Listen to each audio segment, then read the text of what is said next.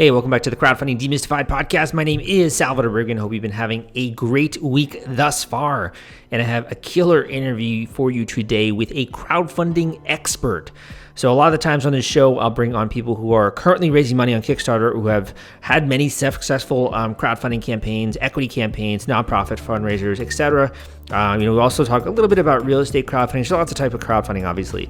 But with today's episode, I actually want to bring on an expert for you. So someone who manages other crowdfunding campaigns. He's going to share with you kind of what's working for him when it comes to getting funding for different projects that are out there. So he has his fingers obviously in a lot of different pies, and I think it'll be a good episode not only for you to understand how a marketer approaches crowdfunding, but also some of the things, the techniques and tactics that are working right now when it comes to driving backers, visitors, attention, traffic, pledges, all that kind of stuff to a campaign that is live out there. So we'll get into that in just a second. In addition, if you've been hunting around and looking at my podcast or my YouTube channel, I have a YouTube channel out there. Just search my name, Salvador Briggman, or my blog, crowdcrux.com, and you're getting a feel for like how crowdfunding works. Maybe you've joined kickstarterforum.org, which is a great resource out there, kickstarterforum.org. You're browsing around, you're like, okay, like I got a sense here, but I really would love like a complete step-by-step process, not just a podcast episode, something more in-depth. If that sounds like you, then you might like my book, The Kickstarter Launch Formula. This book took me a while to write and put together. It goes step by step through how to launch a campaign, from the marketing to the actual video to the campaign page design to what you got to do to get attention. Everything under the sun you can find with the Kickstarter Launch Formula, as well as a proven paint by numbers formula that I've discovered in order to get a project funded. This is basically what you got to do. No nonsense, no BS, really just straight to the point. What you got to do if you want to get your campaign funded. If that's the kind of guy you are, go and check it out, or girl, go and check it out at crowdcrux.com/Kickstarter audio. crowdcrux.com/Kickstarter audio, crowdcrux.com/Kickstarter audio. Go to that link and you'll grab a Audible version of my book. I think you can also sign up for a free 30-day trial of Audible, and they'll give you the book for free, possibly. You might want to double check with me, on that page on that, but that's crowdcrux.com/Kickstarter audio. I was reading this book the other day about dopamine. It's a really interesting book, actually, really fascinating reading. It's called The Molecule of More. But this book talks about how dopamine really is responsible for so much of our ambition in life. And it's kind of the thing that makes you feel a little bit unsatisfied with like how you are right now and want to push on to go towards the next frontier, to go on that next expedition, go on that next adventure, right? Dopamine is really the thing that gets you excited and gets you wanting to achieve and wanting to have a better life for yourself. And I've coached a lot of different campaign creators over the years. I've been in this business since 2012. So it's been a long time where I've had many different types of people I've worked with before. But one of the biggest commonalities is that people want to make an impact. They want to make a little dent in the universe. They want to contribute something to society beyond themselves. And I think today's podcast episode is going to be great, not only for making money and generating revenue and getting funding, but if you also want to make meaning, I think you'll like today's podcast episode. It is coming up right after this. This podcast episode is sponsored by The Gadget Flow. The Gadget Flow reaches over 28 million people, and they've been around since 2012. They are Indiegogo and Kickstarter experts. They featured over 5,000 crowdfunding campaigns, and if you have a technology or design campaign, it is a great platform to generate awareness and get backers. You can check them out at thegadgetflow.com/submit and list your project today. Hey, thanks for having me. What's been up, man? What have you been doing recently? All kinds of stuff, man. So we've been just growing the agency. We do other stuff other than crowdfunding. So we've developed and pioneered a new way of testing for crowdfunding that's literally changed the game for us. I mean, it's just been a night and day difference when we do this during a pre-launch. And if you want, I can tell you all about it. What do you mean by testing?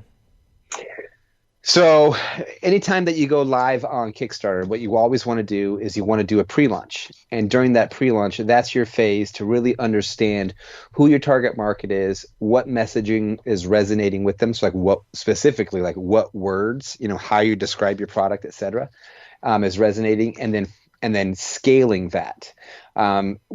If you don't do that, you're basically leaving it all to chance. You're launching on Kickstarter, and sometimes it works, sometimes it doesn't, and you're kind of left scratching your head wondering what just happened, right?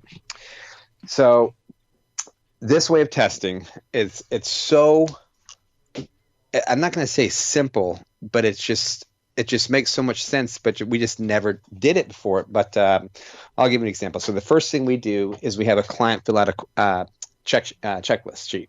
Who are you? What problem do you solve? All that good stuff. Who are your competitors? Yada, yada, yada. From there, we would use our quote unquote creative minds and develop messaging and little catchphrases of what we thought would be best, and then go and start testing it, right? And we would just see what messaging is getting the lowest cost per lead. Mm-hmm. So once we put out ads, we drive them to a landing page, and then we're going to see what messages give us the lowest cost per lead. Very standard. Okay. So we started doing something different. And what we did is now what we do is the first test that we do, we just get them to click. That's our only objective, is to get them to click. And the only thing we show them is words. We don't put any videos in. We don't use any type of creative. It's just the words. And we're describing the problem. Right. Mm-hmm. And when we first started doing this, I was like, well, no one's going to click on this damn ad. There's nothing to click on. It's just there's no photo on the ad. Nothing. No photo, just the words.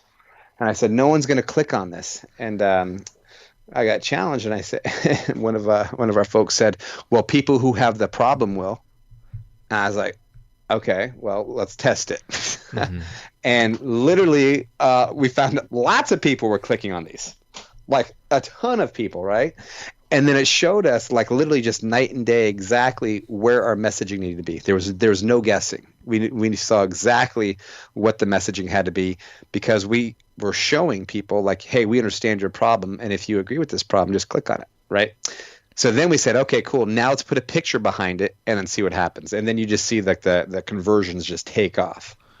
And then we did the same thing for the landing page. We carried what we learned over on that piece into the landing page, and then now we had something to scale with. Interesting. So when it comes to the text that you're putting on this ad, is it like, where is it going? They're clicking it and it just goes like to a dummy page or something, or what? Yeah, it's a landing page, but very, very dumbed down, right? Okay. So it's just kind of like, hey, we're launching soon. Give us your email address. But we're not even like, the goal here isn't even to do conversions. It's just to get clicks, right? Yeah. Sometimes we're going to get people that convert. Most of the time we don't, right? So you're figuring out the best messaging, basically. Yeah. Yeah. So what used to take us weeks and thousands of dollars, we're literally doing for less than $100 in less than a day. Mm-hmm, mm-hmm. And when it comes to that, someone who is reading that text, are you asking a question? Are you making a promise? What does that text kind of look like? So the text. So here's how it works. So when we do the onboarding questionnaire, we want to say, who are your competitors? What products are they using now, et cetera, et cetera. So then what I have my staff do is I have them go and I have them read through, like, all the competitors' comments and reviews, and you're going to start seeing patterns emerge and trends, and we start basically copy and pasting those trends into a swipe file. And then, so, like, I'll give you an example. One of the campaigns we just got done raising money for, we did $1.1 million for a project called The Level Up, and it's basically an elevated surface for people who play board games. And we saw that people kept constantly spilling drinks on their game pieces or over their boards, knocking things over, etc. And so we basically just said, tired of spilling drinks on your game board. That was the messaging. Right? And so, like, people just start clicking the snot out of it, right? And it's like crazy. And we're just like, oh my gosh, like, people are actually clicking on this stuff. And then we showed them a picture of the product, and the thing just went berserko. Right, just started going viral. And we're like, why did we not do this before? Because I just assumed, and this is the number one rule of marketing, don't assume anything, test everything, that people would not click without a picture. And I was very, very, very wrong. And to give you a quick update on that campaign, the day that we launched, the first day we raised over $250,000 within the first 24 hours. That's crazy. Jeez. it just took off like a rocket ship. So the testing phase is meant to determine the best ad copy and the best image, basically. Best ad copy, best image, and then that ad copy and that image is what we use on the Kickstarter page, in the ads, on the landing page, everywhere. It goes all the way throughout the entire process. And our client was like, hey, we're not using that image, because it was like a picture of our client with this like puzzled look on his face holding a chip in his hand. And it was like kind of like an off the cuff photo that they had somehow snuck its way into the folder, but they didn't want to use it. Mm-hmm. Well, we just decided to test it just to see. And literally it was like performing night and day better than anything else. And I said, here's your hero image. And the hero image is the first image they see when they go to your page on Kickstarter. They said, we're not using that image. And I said, we've tested it every way. This is your hero image. And so anyway, we went live, and I said, you guys just trust the process. I mean, data doesn't lie. And so they said, okay, fine. And they were hoping to raise $100,000. And they said, if we can raise 200,000, we're going to be just tickled. We raised 250 the very first day. That's insane. Wow. Mm-hmm. Yep. So you think that the thing is that's holding people back when it comes to having that kind of success is knowing whether or not they're using the right messaging and the right creative, and that's really where you connect with the audience, right? It's exactly right. Because here's the thing: the problem most people have, and it's not just creators, it's marketing agencies too, is that they just try to test everything all at once. Okay, and so what this process does is you change one variable at a time. And what we do is we've completely shifted our entire business away, and this is e-commerce clients too, so it's not just crowdfunding, it's e-commerce too. We're completely shifted away from big data, meaning we're going to do a bunch of testing, spend a bunch of money, find the best one, blah blah blah blah, and we got to send hundreds of thousands of people to a landing page to make a decision. No. So now what we do is we're literally giving something like 300 impressions, and then we're cutting it. So we have someone, when we're doing a test, it's called a high impact test. We've got maybe 12 ads running, and then as soon as they hit 300 impressions, they're turned off. And then what we're looking at is, okay, out of 300 impressions, how many clicks did these ads get with just words? And then we add an image and we do the same test. Okay. And then we'd say, okay, now let's put those two together and put it on a landing page, and then we'll test a couple there. And then so literally within 48 hours, I know exactly who your target customer is. I know what images they like. I know what problems they have, and I know what they're going to convert on.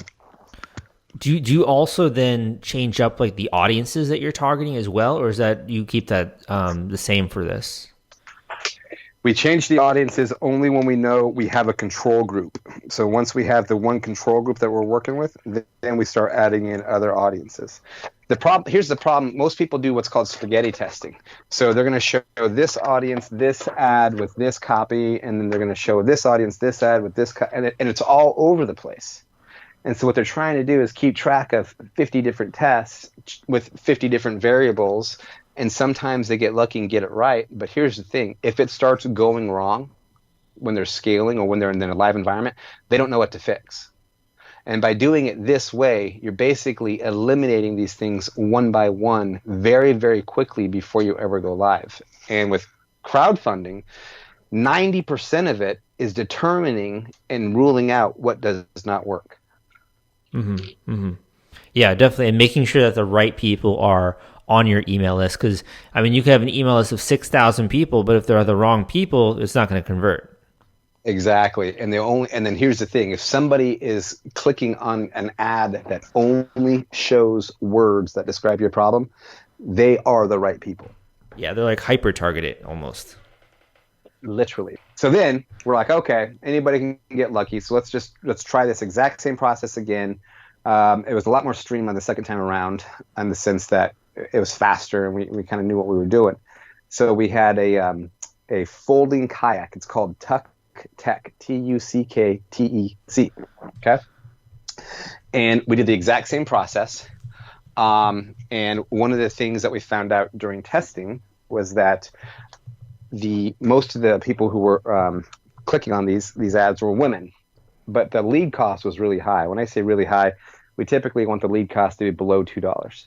and this was coming in at $3 and some. And it's a product that costs several $100, but I'm just like, it's still too high. I think we can get it lower. And so we started looking at this, and I said, listen, man, I was like, I noticed anytime that your logo is really prevalent in an ad, that your conversions go down. So what I would suggest we do is get rid of your logo and test this. And so we just kind of like wiped out the logo, and the conversions went through the roof. Interesting. Yeah, and here's the reason. It's a folding kayak. So when you think of a folding kayak, what's the number one thing that kind of comes to mind? Oh man, I don't know. It's putting me on the spot here. But I guess I'd be worried about like there'd be holes, honestly. There you go. You just said it. You're worried, right? People are safety, right? It's like, is this thing really gonna am I gonna drown in this thing, right? And so the logo was a skull and crossbones. What?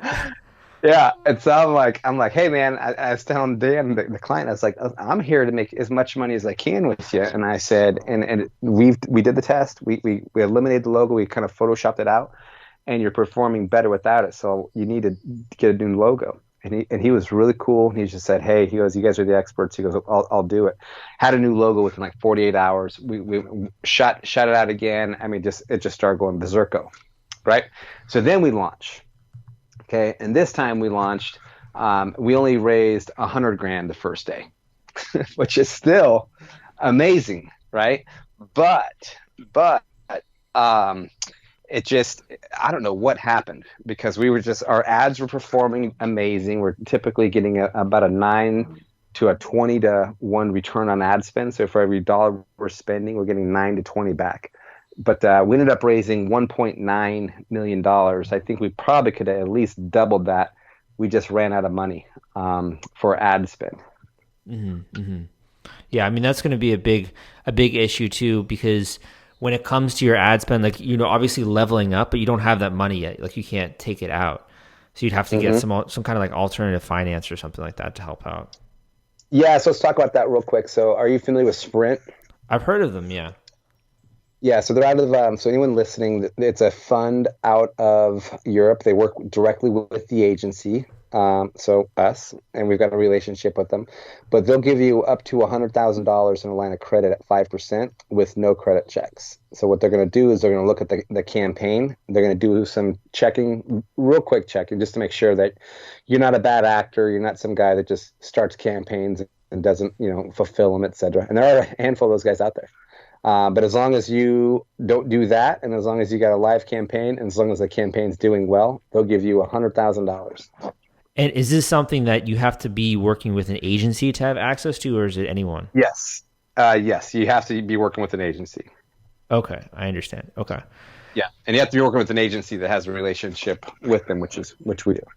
Okay, so they can basically give you some extra funding, and then do you have to repay that like in a year's time, or in within a span of time after you launch your campaign? Like at the end of the campaign, I think it's within a few weeks, because what you're doing is so once the campaign's done, you're signing a contract saying that once you receive funds, within I think it's like a week maybe, you're going to have those funds paid back to them.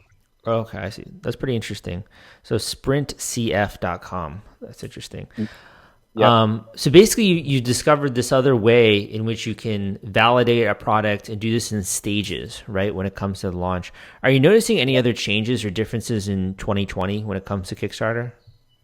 Yeah, I mean, obviously, so COVID had a really big impact, because what we saw is the cost per lead started getting a little high, because you had everyone and their mother who was in a retail environment now advertising online. So we did see some increase in the cost of our leads, but we also saw a higher conversion online than we've ever seen before, because now you had people at home surfing the web, buying products to basically forget about their COVID woes. Okay. So it's almost where people who are at home that are browsing around, it doesn't matter as much, it seems. Yeah. And I mean, what we always did is we would just kind of, so you can't necessarily say, COVID or coronavirus or stuff like that. We did test it with a bunch of different ads, but we always got them blocked. Mm-hmm. But what we found is like when we said like, isolate out here and showed like a really serene picture with a kayak, people just started just clicking like crazy. So you want to be sensitive to kind of what's going on in the world around you. And then you basically find a way to kind of say that you understand what they're going through without necessarily stating the exact problem that Facebook's going to block you for. It's kind of like a subconscious realization when you look at the image. I see. I mean, a lot of marketing is that way. When it comes to Kickstarter, one of the things I've noticed is a lot more people doing live streams, like on YouTube or on Facebook. Have you also noticed that? We have noticed it. We've kind of tested it. We haven't really seen a whole lot of success with it, but what we have seen a lot of success is doing little canned videos and then shooting them out via Facebook Messenger, like in a bot, and then interacting with people directly in the bot. What do you mean by canned video? Like, so you're basically just kind of like recording a quick little snippet. So it's like instead of like doing a long live stream, you got to kind of pay attention to the whole thing. You're basically saying, hey, we're going to do like 5 little, 1-minute videos, kind of walking you through a feature in each one of these features of the product. Oh, okay. So it's like, hey, today I'm going to show you how this quick clasp works. Blah, blah, blah, blah. And then here's this one feature. Boom. Okay. And then we push it out via Messenger, and then people respond like, hey, cool. Is this Coast Guard certified? Yes, it is. Da, da, da, da. The good thing with that is it's real short. People can get in there and watch a 1-minute video. And a lot of people did, a lot more than would have watched a long format live video. And the other thing is it gave you a way to have one-to-one personal engagement with every person before. So when you're kind of doing a live and all these comments are kind of just flooding in, you're all over the place. This is a lot more direct, and it allows you to start having conversations with those people.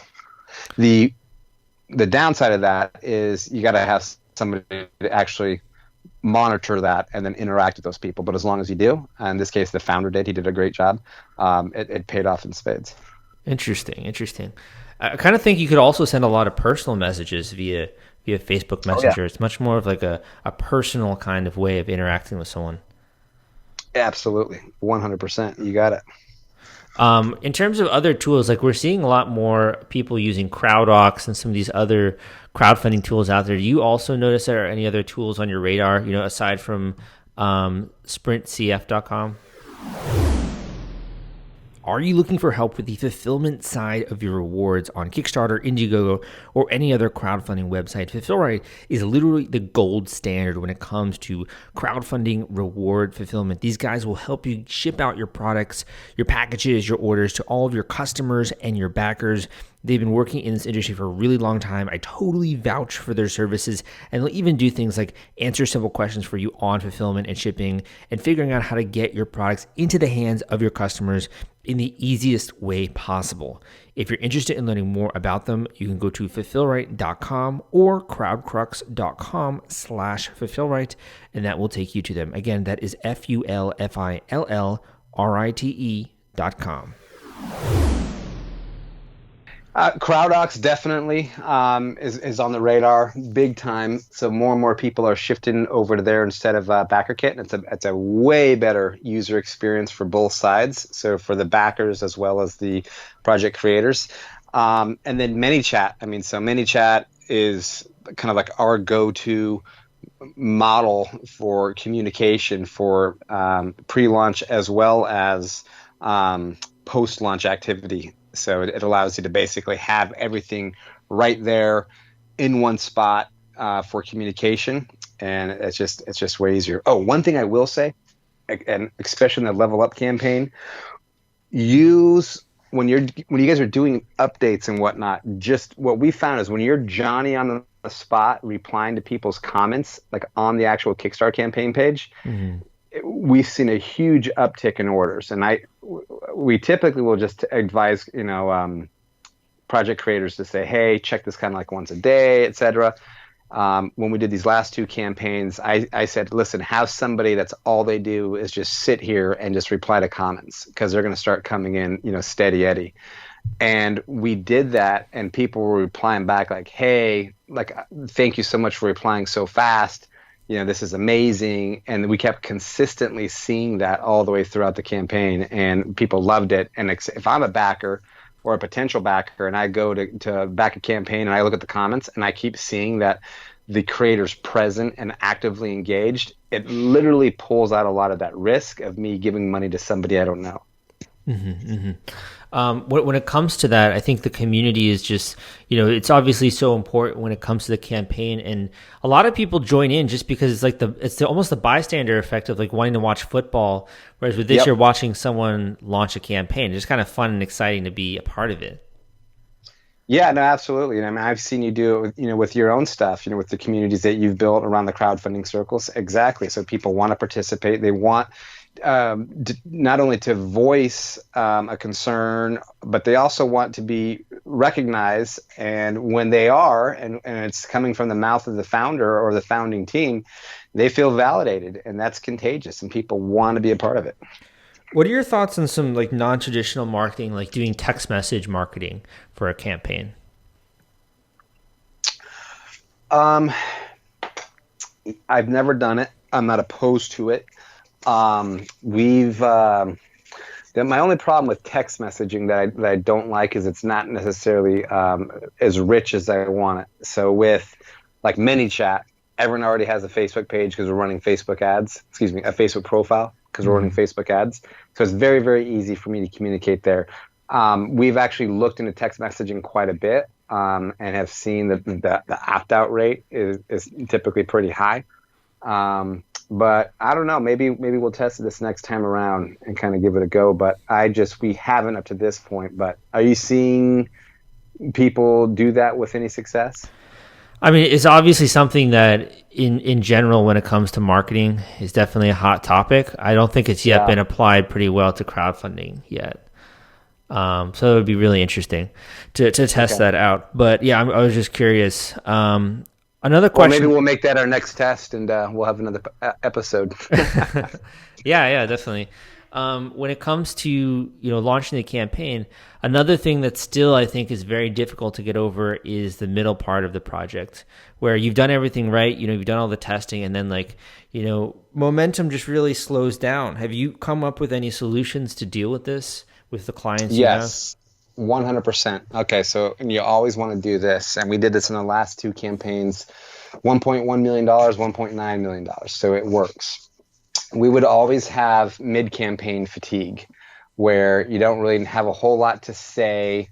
You're just kind of crossing these revenue thresholds, and you can see the campaign going up and to the right, but it's kind of like, okay, well, how do we keep people motivated? And what we found is when people would come and they'd see all the early bird perks gone, and then they would see like 3 or 4 tiers gone, a lot of backers were disheartened.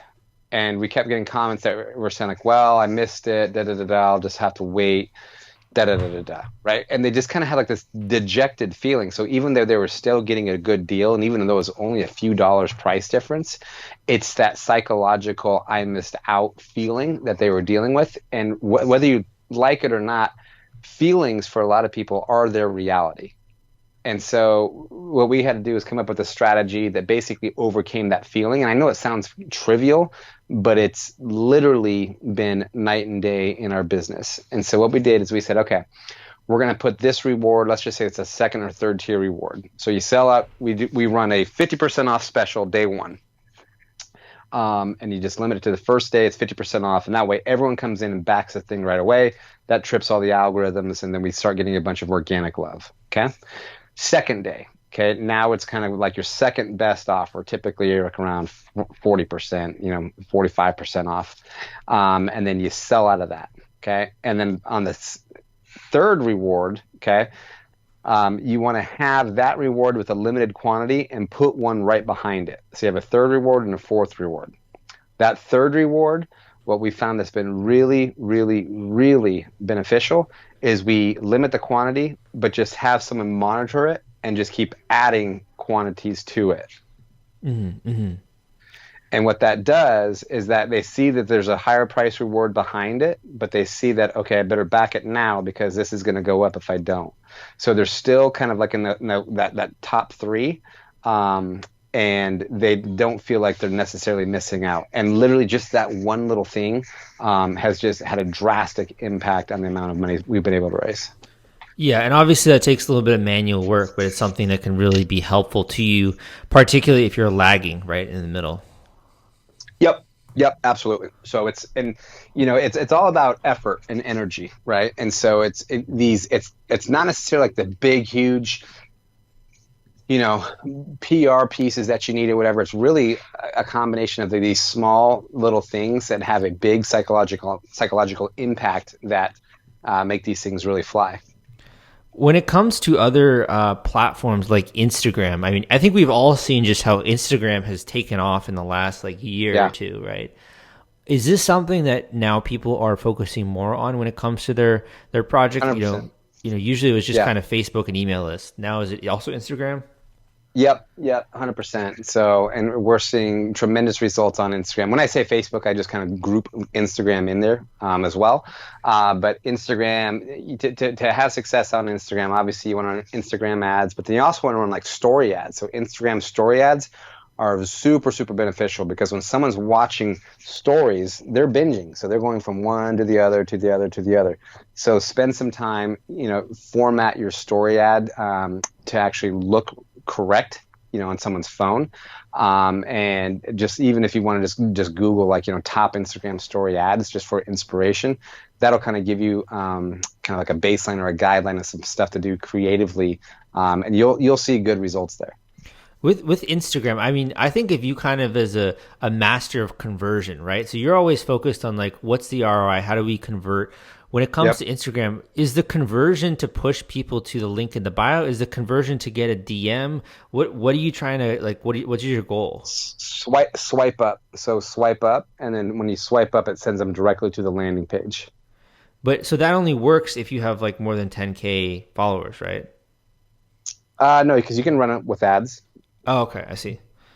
For organic, when you're just growing your Instagram, what do you think that should be the call to action?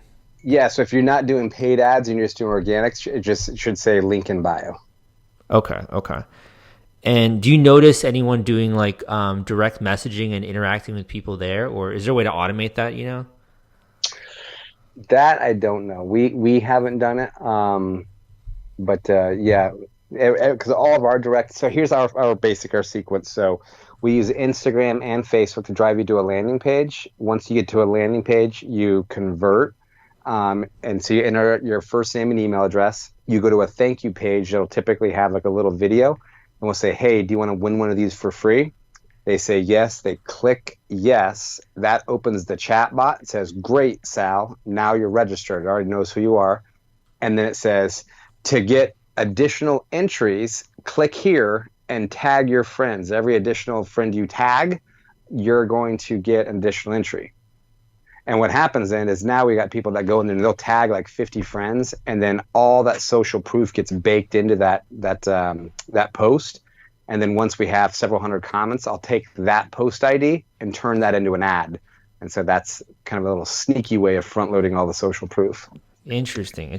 I've been noticing for my own work, Instagram TV is also just starting to take off a lot more, I think. It's one of those things where, people are willing to watch longer videos nowadays with their phone, whereas it wasn't the case, I think, maybe 3 years ago or so. 100%. Yeah. And so with that Instagram TV, I mean, interviews are really good, or, kind of walkthroughs, Q&A type sessions, that type of thing. Anytime that you're going to, and that's more from a brand awareness piece, right? So anytime that you're going to do long format, we typically will have that what's called the middle of the funnel. So the top of the funnel is short ads, state the problem, get them to convert right now. Once they convert, now what you have to do is you have to nurture that lead and you have to educate them on why this is the best thing for them. That's where you then drive them to Instagram TV, YouTube Live, etc., Facebook Live, to really kind of just spend some time with them in that piece. It seems like a lot of your focus is on paid ads. Do you ever do anything when it comes to working with influencers or other people like that to help get exposure for a product? We've done a lot of it in the past. We just haven't necessarily seen the ROI, and it's harder to track. So we have done some stuff with what's CrowdRox's extension? The marketplace. What am I trying to say? KickTrack? I Not believe they're... KickTrack. It's oh man, I'm totally pulling a blank, dude. I'll have to look that up. Yeah, after the podcast. Crowd something. But anyway, it's basically a marketplace where you can incentivize people to become affiliates and promote your stuff. Kickbooster? Kickbooster.me. Yep. Yeah.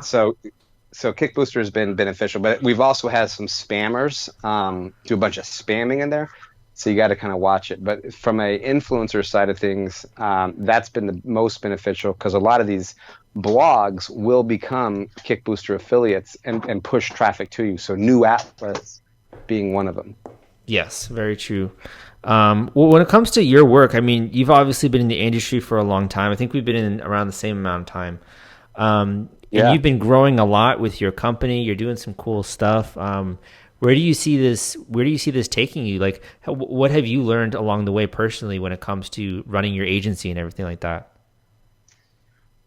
Yeah, I mean, running the agency, so crowdfunding is probably the hardest product launch that anybody's ever going to do because not only are you launching a product, but you're getting people to basically pre-order the product, right?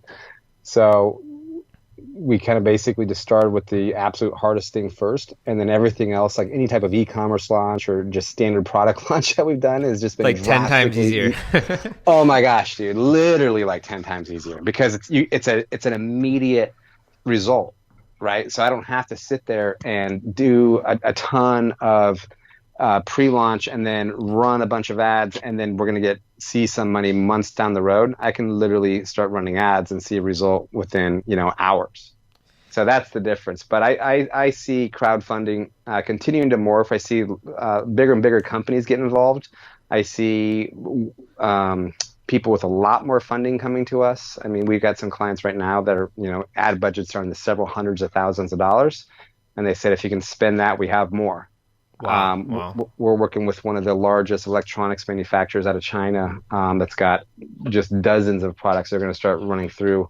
So it's interesting to see that this scale and big companies getting involved, as well as kind of like the international side of things. So a lot of our customers now, about 70% of them are international. So that's been kind of interesting to see that most of our businesses, we're all over the world now. It's just crazy. Yeah, that's insane. Definitely there was definitely that time where it was so hyper focused on the US that it's almost, I think it's insane now that you can really do it from anywhere. And a lot of companies are I think attracted to that, and they're aware of that now. Yeah, I remember meeting you like when we first got started. This was like 8, 9, 10 years ago, something like that. And I think it was like at a meetup group or something. And then I was kind of coming in via like a live stream. And that was about as archaic as it got with the signal. But now here we are, it's just crazy to see how much this has changed since then. Yeah, definitely. Do you have any parting words you'd like to share with the audience, either in the way of a word of encouragement, a final tip or bit of advice, or anything you'd like to impart on? Yeah. So I would say, adopt a appetite for risk, right? And if you test the way that I described, you can literally do a lot of testing and not have to spend a lot of money. A couple $100, you should know who your target customer is. If you do it the way that it is described.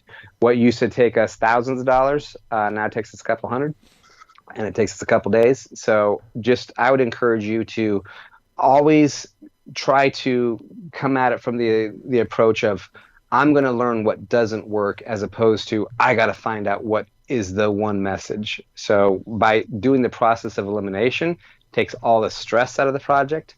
It allows the cream to rise to the top, and then it allows you to basically operate on the business, as opposed to thinking like, I have to get some ad that'll never convert.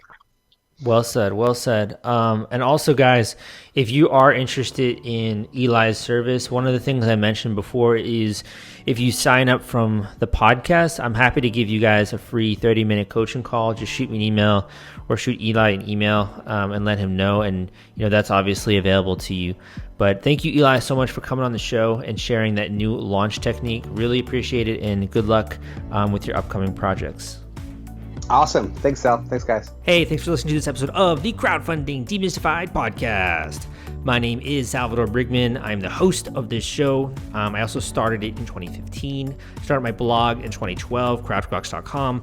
And today you got, I think, a ton of great information when it comes to crowdfunding. And if you want to take action on any of that kind of stuff, I've set up a special URL where you can go and book a coaching call with Eli, or book a call so you can learn a little bit more about his services and what he can do for you more specifically. If that is something that is interesting to you, all you got to do is go to the link that I'm about to mention. It's crowdcrux.com/madhatter. That's crowdcrux.com/madhatter. And I'll include a link to that in the show notes, crowdcrux.com/madhatter. I really hope you got a lot of value out of today's episode. I always, try to bring on good guests for you. So go and check out some of the other archives I got out there. But wherever it is you're hailing in from, you can rest assured that likely someone who has been living the same style life that you have, was access to the same resources, and has the same passion, was able to run a successful campaign. If you look back into the archives of this show, you can see so many examples of men, women, people from around the world, people who are in their young 20s, people who are in their 30s and 40s and 50s, who are running successful campaigns. And that's really what I want to do, is to share with you all of these case studies that I've accumulated over the years, so that you feel not only a little bit of inspiration, but also way more confidence when it comes to the tactics and the know-how. Thank you for tuning in, and I will see you next episode.